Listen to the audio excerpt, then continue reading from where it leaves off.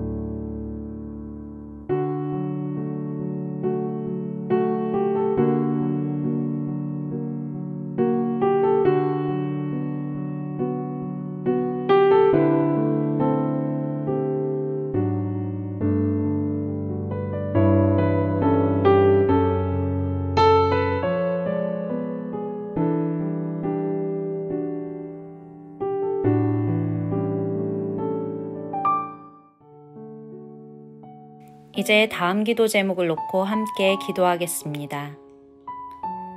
우리 교회를 비롯한 모든 교회들이 하나님의 말씀에 기반한 참 신앙인을 길러내게 하소서. 세상의 빛과 소금이 되라는 예수님의 말씀을 가정과 학교와 직장과 사회 속에서 실천하게 하소서. 교회가 세상의 소망이 되게 하시고 세상의 아픔을 공유하며 위로하고 치유할 수 있게 하소서.